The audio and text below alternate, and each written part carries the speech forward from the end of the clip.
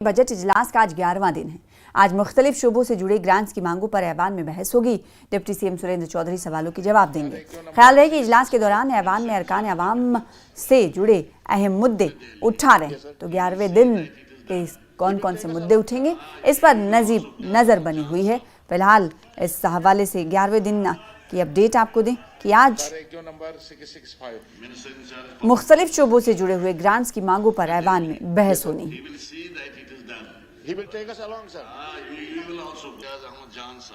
और बड़ी खबर यह कि पीडीपी की आज अहम मीटिंग है। पार्टी सदर महबूबा मुफ्ती पार्टी कारकुनान के साथ मीटिंग करने वाली हैं। ख्याल रहे कि असेंबली का बजट इजलास चल रहा है, ऐवान में मुख्तलिफ मुद्दे उठाए जा रहे हैं। इनके हवाले से कारकुनान की आरा जानने की कोशिश की जाएगी ताकि आइंदा की हिकमत अमली मुरतब की जा सके। तो पीडीपी की आज एक अहम मीटिंग है और पार्टी सदर महबूबा मुफ्ती की तरफ से मीटिंग की सरबराही की जाएगी और महबूबा मुफ्ती पार्टी कारकुनान के साथ मीटिंग करेंगे। और आपको मालूम है कि इस वक्त असेंबली इजलास चल रहा है, बजट सेशन चल रहा है।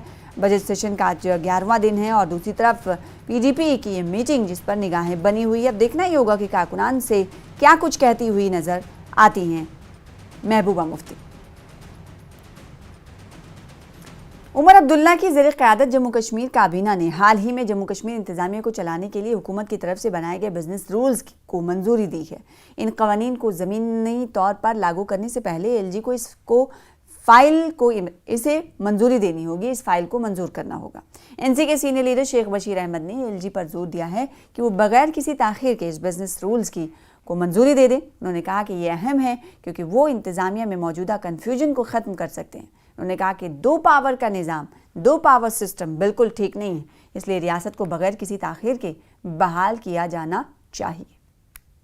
स्टेटहुड का जो रियासत का दर्जा, उसकी बहाली की मांग अब कई दिनों से कर रहे हैं, कई टाइम से कर रहे हैं। लेकिन इसी बीच जो बिजनेस रूल बनाए गए हैं, कैबिनेट ने उमर अब्दुल्ला की लेड कैबिनेट जो हुई थी कुछ दिन पहले, वो अब एलजी के पास है। आप चाहते हैं कि जल्द से जल्द ये बिजनेस रूल का अप्रूवल होना चाहिए ताकि यह जो कन्फ्यूजन है गवर्नमेंट में, वो गवर्नेंस में जो कन्फ्यूजन आ रहा है वो ख़त्म हो जाए। समीर साहब, ऐसा है कि जब इलेक्शन हो गए और लोगों का मैंडेट नेशनल कॉन्फ्रेंस को मिला कि हुकूमत नेशनल कॉन्फ्रेंस करेगी, बहुत सी जो बीजेपी था वो शायद नहीं समझते थे कि ऐसा होगा, लेकिन लोगों का मैंडेट आया।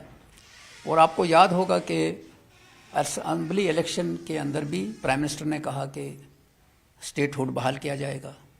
कोर्ट के अंदर भी उन्होंने एक एफिडेविट दे दिया था, उस वक्त अंडरटेकिंग दी थी कि स्टेटहुड होगा। पार्लियामेंट के इलेक्शन में भी उन्होंने कहा कि स्टेटहुड जम्मू कश्मीर को रिस्टोर किया जाएगा।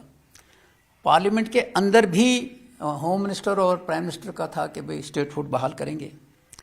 तो जो जो हालात बदलते गए और असेंबली के इलेक्शन हुए और नेशनल कॉन्फ्रेंस को मैंडेट मिला, तो पहली चीज़ ये थी कि यूटी के अंदर जो यूटी का कॉन्सेप्ट है वो जम्मू कश्मीर के लोगों को अभी भी समझ नहीं आया है।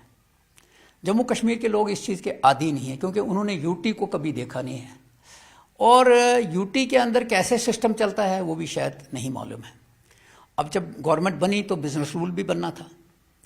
तो मैं ये समझता हूँ कि एलजी साहब चूँकि लेफ्टिनेंट गवर्नर हैं, सियासी आदमी हैं, इलेक्शन भी लड़े हैं उन्होंने, तो उनको इस बात का तो पास करना चाहिए कि लोगों का जो मैंडेट है उसकी कदर करनी चाहिए।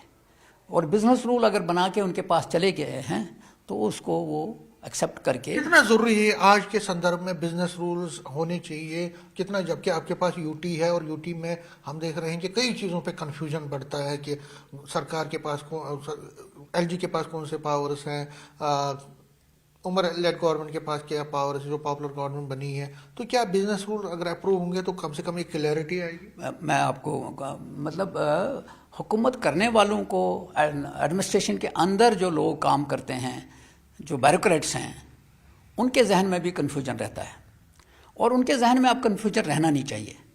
लोगों का मैंडेट जब क्लियर हो गया, हम चाहें या नहीं चाहें, बीजेपी को लोगों ने मैंडेट दिया हुकूमत करने का तो कर रहे हैं।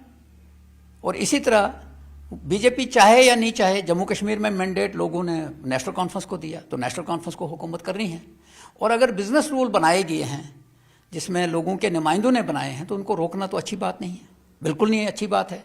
बल्कि कन्फ्यूजन को ख़त्म करना चाहिए। बलूचिस्तान में ट्रेन हाईजैकिंग की घटना के पीछे भारत का हाथ होने के जो आरोप पाकिस्तान ने लगाए थे उसे भारत ने सख्ती से खारिज कर दिया। एमईए के प्रवक्ता रणधीर जायसवाल ने पाकिस्तान के आरोपों का सिरे से नकारते हुए अपने स्टेटमेंट में कहा है कि पाकिस्तान को दूसरों पर इल्ज़ाम लगाने से पहले खुद अपने अंदर झांकना चाहिए। भारतीय विदेश मंत्रालय के बयान में कहा गया कि हम पाकिस्तान की तरफ से लगाए गए निराधार आरोपों को पूरी तरह से खारिज करते हैं और पूरी दुनिया जानती है कि वैश्विक आतंकवाद का केंद्र कहाँ है।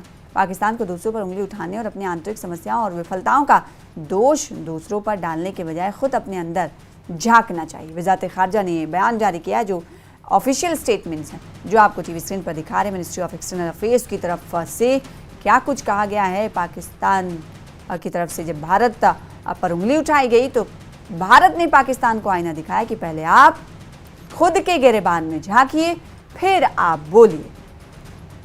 भारत का पाकिस्तान को करारा जवाब ऑफिशियल स्पोक्सपर्सन की तरफ से ये भारत की तरफ से पाकिस्तान को लेकर जवाब दिया गया है। ना सिर्फ जवाब दिया गया है बल्कि आईना दिखाया गया है।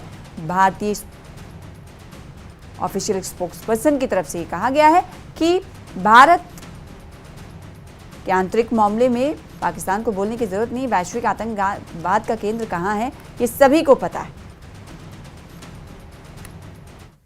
और पाकिस्तान के प्रधानमंत्री शहबाज शरीफ के सलाहकार राना सनाउल्लाह ने ट्रेन हाईजैक करने में भारत की भूमिका होने के बेबुनियाद आरोप भारत पर लगाए थे। उन्होंने एक पाकिस्तानी न्यूज चैनल से बात करते हुए कहा था कि इस हमले के पीछे भारत का हाथ है। इसके बाद पाकिस्तानी विदेश मंत्रालय ने भी ऐसे ही आरोप भारत पर लगाए थे और अब पाकिस्तान को भारत ने करारा जवाब दिया है।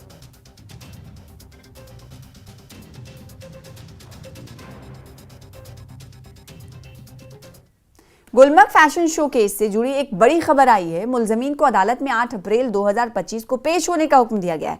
गुलमर्ग फैशन शो के मुंतजमीन और मॉडल्स के खिलाफ कार्रवाई का मुतालबा किया गया है। शिकायत कुनंदान ने इन सब के खिलाफ कार्रवाई की मांग की है। BNA और जम्मू कश्मीर एक्साइज एक्ट के तहत कार्रवाई की मांग की गई है। काबिल जिक्र बात यह है कि माह रमजान के दौरान गुलमर्ग में फैशन शो के इनेकाद पर काफी हंगामा हुआ था और जिसके बाद हंगामा होने के बाद उमर अब्दुल्ला सीएम ने खुद जांच के अहकामात जारी किए थे और अब मुलजमीन को अदालत में 8 अप्रैल को पेश करना होगा। मुंतजमीन और मॉडल्स के खिलाफ कार्रवाई का मुतालबा किया गया है। सब डिस्ट्रिक्ट अस्पताल चाडूरा बडगाम की एक तस्वीर वायरल हुई है। इसमें एक कुत्ते को डॉक्टर की कुर्सी पर बैठा देखा जा सकता है। इस मुबैना लापरवाही के मामले में directorate of health services Kashmir ने इंक्वायरी का भी हुक्म दे दिया है। Inquiry team electronic records, CCTV footage, duty rosters का गहराई से तज्जिया करेगी और हकायक का पता लगाएगी कि मरीजों और अमले के अरकान के इंटरव्यूज भी करेगी। कमेटी इस इम्कान का भी जायजा लेगी कि वीडियो को किसी मसरूफ सरकारी अस्पताल को बदनाम करने के लिए कुछ मफाद परस्तों ने जानबूझकर तो तरतीब दिया था या इसमें तरमीम की गई थी, जिन्होंने पहले भी सरकारी अस्पतालों को बदनाम करने और गुमराह करने की कोशिशें की हैं, जैसा कि SDH बिजबहाड़ा और CHC पटन के मामले में, जहां सोशल मीडिया पर जाली वीडियोस अपलोड किए गए थे। ऐसी सूरत हाल में कमेटी ऐसे मजमूम कोशिशों के मुर्तकिब अफराद के खिलाफ कानून के मुतालिका दफात के तहत कार्रवाई की सिफारिश करेगी। खबर पामपोर से, जहां के चंदहारा के मकाम पर श्रीनगर जम्मू कौमी शाहरा इस वक्त एक हादसा पेश आया है, जब एक टवेरा गाड़ी की एक स्कूल वैन से टक्कर हो गई। इसके नतीजे में 7 बच्चों से 10 अफराद समेत 10 अफराद जख्मी हुए। इनको फौरी इलाज के लिए सब डिस्ट्रिक्ट अस्पताल पामपोर मुंतकिल किया गया है। यहाँ से टवेरा ड्राइवर और एक स्कूली बच्चे को मजीद इलाज के लिए श्रीनगर रवाना कर दिया गया है। मेडिकल ऑफिसर के मुताबिक बाकी 8 जख्मियों की हालत मुस्तहकम है और उनको छुट्टी दे दी गई है।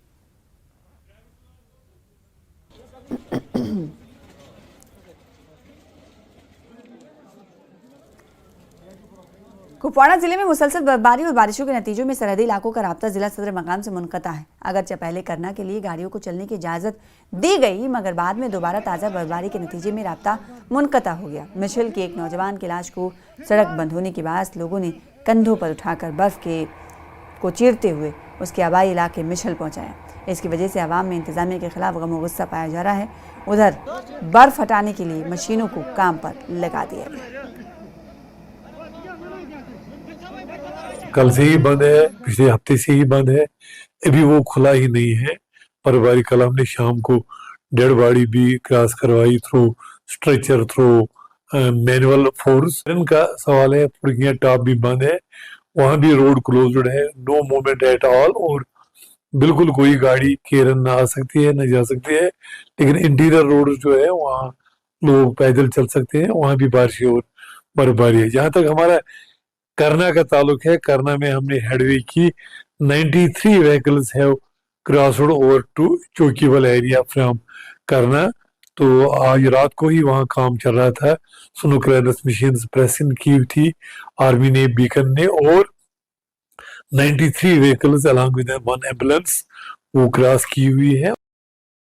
कुपवाड़ा जिले के शारन लौलाब में मुसलसल बारिशों की वजह से जमीन खिसकने के वाकयात पेश आए हैं। निस्फ दर्जन रिहायशी मकानों को खतरा लाहक है। पीडीपी के general secretary advocate Abdul Haq Khan ने इलाके का दौरा किया और मुतासरीन के घर जाकर लोगों की मुश्किलात जानने की कोशिश की। इन्होंने सरकार से मुतालबा किया कि इन लोगों को फौरी तौर रिलीफ पहुंचाया जाए। सीधे श्रीनगर से आज एडवोकेट अब्दुल हक खान पहुंचे, मुतासरीन से बात कर रहे हैं, सरकार पे क्या कहेंगे, बात इन्हीं से करने की कोशिश करते हैं।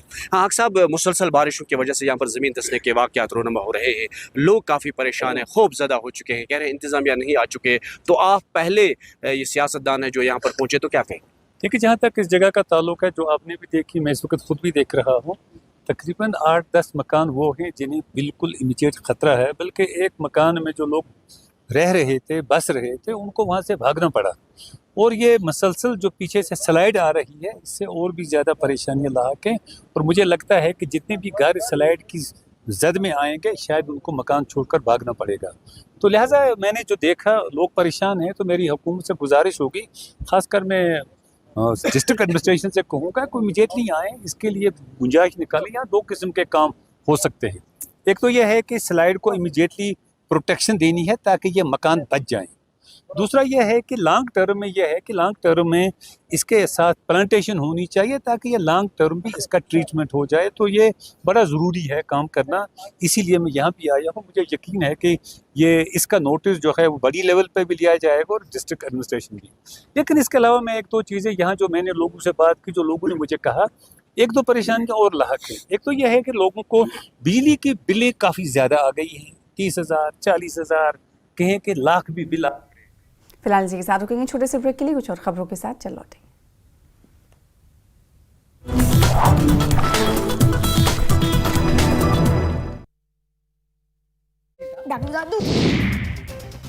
उधमपुर जिले के थार रोड पर दरसू गांव के पास मुर्गियों से भरे ट्रक में लगी अचानक आग, दर्जनों मुर्गियां जलकर राख।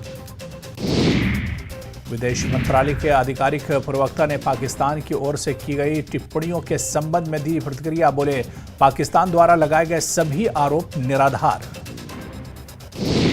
गुलबर्ग में चिनार ओपन शीतकालीन खेल सेना द्वारा किए जाएंगे आयोजित, कश्मीर के युवाओं की प्रतिभा को निखारने के लिए प्रतियोगिताओं का आयोजन।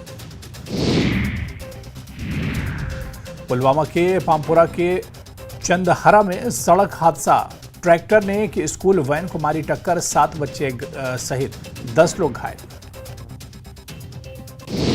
बांडीपुरा जिले के पाइन नौगाम के लोगों ने किया विरोध प्रदर्शन, क्षेत्र में बुनियादी नेटवर्क सुविधाओं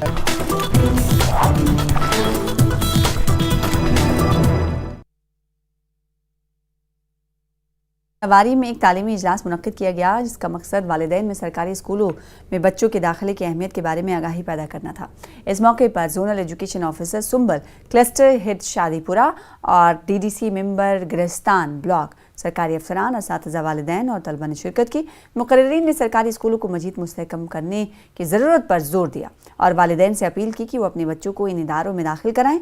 यहाँ हुकूमत ने तालीमी सहूलियात को नुमाया तौर पर बेहतर बनाया है। जदीद सहूलतों से आरास्ता लेबॉरेटरीज, जदीद क्लासरूम्स और मियारी तालीम वसायल अब सरकारी स्कूलों का हिस्सा बन चुके हैं।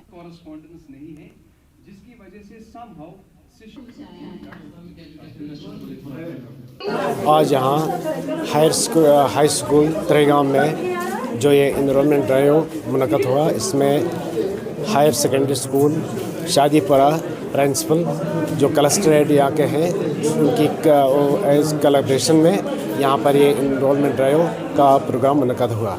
इसमें इसका मकसद यूँ है कि हमें लोगों तक एक मैसेज देना है ताकि लोग जो है अपने बच्चों को लाकर हमारे गवर्नमेंट स्कूलों में दर्ज करें, क्योंकि आजकल हमारे गवर्नमेंट स्कूलों में गवर्नमेंट ने 100% फैसिलिटीज़ अता की है। तो इस ज़माने में हम पूरे यहाँ के बस्ती के जो भी लोग हैं, जो भी शहरी हैं, इनसे मैसेज देना चाहते हैं कि वो अपने बच्चे लाए और यहाँ पर अपने बच्चों को हमारे गवर्नमेंट स्कूलों में दर्ज करें। देखिए, पिछले कई दिनों से हम इन एनरोलमेंट ड्राइव्स में बहुत ही ज़्यादा बिजी हैं। रेस्पॉन्स अल्हम्दुलिल्लाह बहुत ही अच्छा रेस्पॉन्स आ रहा है, क्योंकि इसमें सबसे बड़ी बात जो मुझे लगती है कि जो हमने कम्युनिटी को इन्वॉल्व किया, ठीक है। हमने जो किसी कम्युनिटी में जो स्कॉलर्स होते हैं, जो एक्स टीचर्स होते हैं, ठीक है, जो जिस तरह से आपने आज देखा कि हमने डीडीसी मेंबर को भी इन्वॉल्व किया। जब तक ना कम्युनिटी पार्टिसिपेशन होगी तब तक ये प्रोग्राम सक्सेसफुल नहीं हो सकता है, क्योंकि मैंने अभी अंदर ये डिस्कस किया कि एक गैप जो है गवर्नमेंट स्कूल्स और पेरेंट्स के दरमियान, बेसिक मकसद जो एनरोलमेंट ड्राइव का ये है कि ये गैप हम ख़त्म करना चाहते हैं, क्योंकि तो हमारा मकसद यही था एनरोलमेंट ड्राइव का। इंशाल्लाह रेस्पॉन्स बहुत ही अच्छा। रामबन में महकमे तालीम ने खुसूसी बच्चों के लिए एक्सपोजर विजिट का एहतमाम किया, जिसका मकसद इन्हें पेशा वाराना तरबियत और हुनर सीखने के मौके फराहम करना था। इस विजिट को डिप्टी कमिश्नर बसीरुल हक चौधरी की रहनुमाई में और ज़िला इंतज़ामिया के ताउन से मुनज़्ज़म किया गया। Regional district development commissioner Roshan Lal ने chief education officer Ramban S Bikram Singh की मौजूदगी में इस विजिट को ITI रामबन के लिए रवाना किया। इस मौके पर बच्चों को हुनरमंदी और खुद मुख्तारी की अहमियत से आगाह किया और बच्चों साथ ही साथ वालिदैन ने इस इक़दाम पर ज़िला इंतज़ामिया और महकमे तालीम का शुक्रिया अदा किया। बाकी कैरिकुलम का एक पार्ट है, तो ये एजुकेशन डिपार्टमेंट ही ऑर्गेनाइज कर रहा है, जो समग्र शिक्षा के अंडर आता है। और ये जो स्पेशली एबल्ड चिल्ड्रन होते हैं, तो इन पे सरकार का और ख़ास करके एजुकेशन डिपार्टमेंट का एक फोकस रहता है कि ये बड़े होकर कम से कम कोई एक अच्छी लाइफ जो है वो जी सके और किसी पर डिपेंडेंट ना रहें, बल्कि ये इंडिपेंडेंट हो जाए।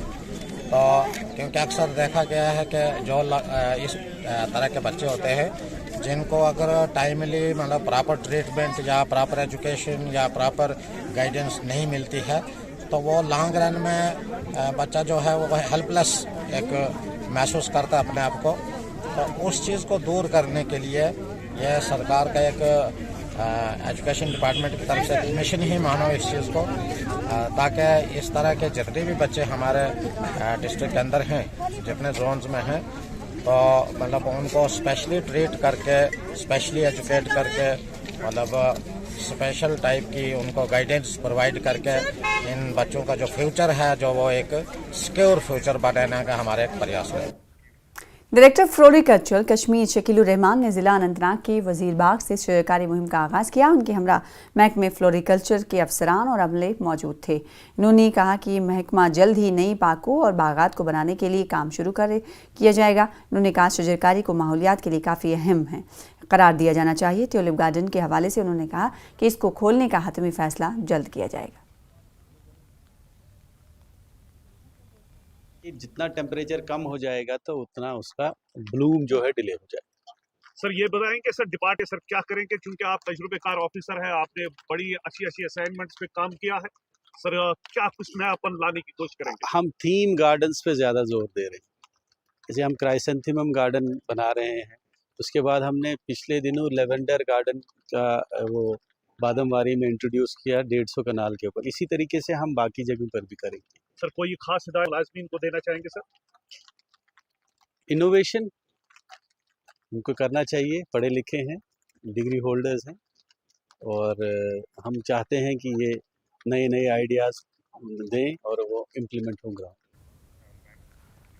कुपवाड़ा जिले के बालाई इलाकों का राब्ता मुसलसल ख़राब मौसम की वजह से एक हफ्ते से बंद पड़ा है, जिससे सरहदी इलाकों का फ़ज़ाई और ज़मीनी राब्ता मसदूद है और लोगों के मुश्किलात में हर गुजरते दिन के साथ इजाफा हो रहा है। अगरचा गुज़िश्ता रोज़ करना को पड़ा शाहरा को खोलने की कोशिश की गई और दर्जनों दरमांदा गाड़ियों को गुजरने की इजाज़त दी गई, लेकिन दोबारा मौसम ख़राब होने की वजह से एडवाइजरी जारी हुई है कि बारिश और बर्फबारी की वजह से करना केरन मिशेल सेक्टर में बर्फानी तोदा गिरने का खतरा बढ़ा है।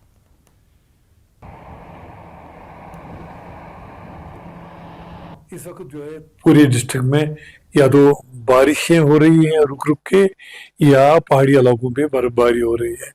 तो situation is as it was since 10th of March, क्योंकि ये वीक लॉन्ग प्रिडिक्शन थी जो अभी भी कंटिन्यू है और पूरा इसे सस्टेन किया। कोई दिन नहीं रहा जिस दिन बारिश या बर्फ ना हुई हो, चाहे प्लेन एरियाज में बारिशें हुई और हिली एरियाज में बर्फबारी हुई रुक रुक के, लेकिन कंटिन्यूअस है, बैड वेदर है, इंक्रीमेंट वेदर है, but situation is under control, everything is all right. लेकिन यही movement of people, dead bodies, patients is a bottleneck which we are trying to ease out, facilitate people, give them relief of movement and relief of medical aid and whatever they require from. Jammu Kashmir में बारिश के सिलसिले में शोपिया के जिला किसानों को तशवीश में मुब्तला कर दिया है, क्योंकि ये वक्त सेब के पेड़ों में तेल के छिड़काव के लिए अहम होता है। ज़्यादा बारिश के सिलसिले में इस शेड्यूल में रखना पड़ा है, जिससे फसल को मुमकिन नुकसान का खदशा पैदा हो गया है।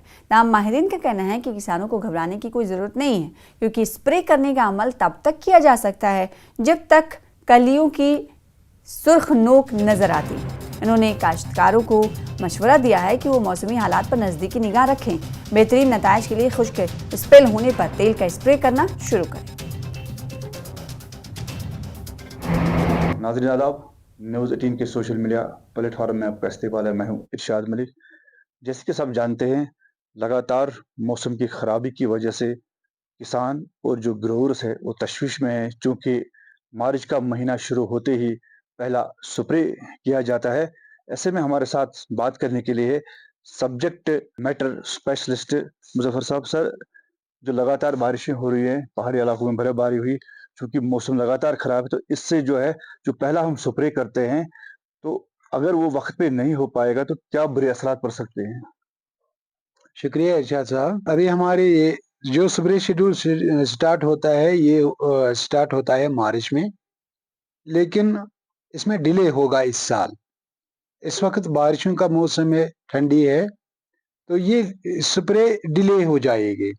इस पे आज कोई इतना बुरा असर नहीं पड़ेगा प्लांट्स पे, क्योंकि मौसम जब टेम्परेचर बढ़ जाता है तभी ये हमारा ग्रीन टिप आ जाता है। उससे पहले हम एक स्प्रे करते हैं हॉर्टिकल्चर मिनरल ऑयल्स की। उसके लिए अभी टाइम है, यहाँ हमारे डिस्ट्रिक्ट में अभी वो स्टेज नहीं आया है। इसलिए जो ही वो ये टेम्परेचर बढ़ जाएगा, हमारे जो मालिकान बागात हैं उनको ध्यान में रखना है कि ये थोड़ा सा ये जो टाइट क्लस्टर स्टेज होता है, जो ये बड़ स्वेलिंग होती है प्लांट्स पे, उस स्टेज पे हमें ये स्प्रे करना है।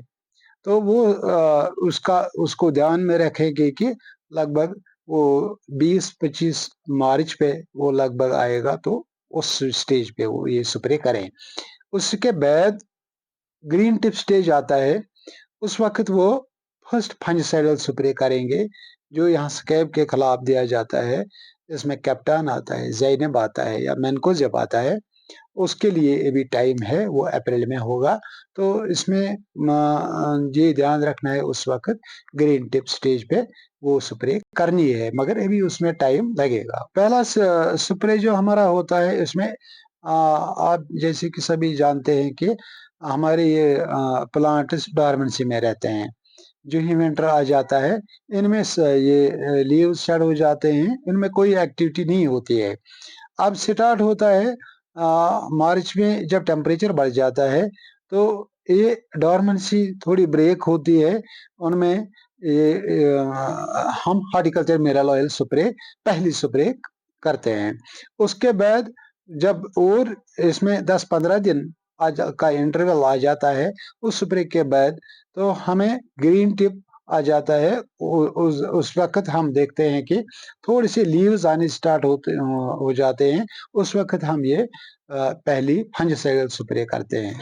तो वक्त पे स्प्रे न होने की वजह से कोई ज़्यादा इम्पैक्ट नहीं पड़ेगा, क्योंकि जैसे ही मौसम साजगार होता है तो इनका कहना है कि चूंकि ये पहाड़ी ज़िला शुपियान है, यहाँ पे सर्द इलाका माना जाता है शुपियान, तो यहाँ पे मार्च के आखिर तक भी अगर मौसम साजगार रहेगा तो यकीनन जो पहला स्प्रे है ऑयल स्प्रे वो कर सकते हैं। तो फिलहाल जो मौसमी हालात है इससे कोई बुरा असर नहीं पड़ने वाला है। इरशाद मलिक, न्यूज़ 18 नेटवर्क, शुपियान।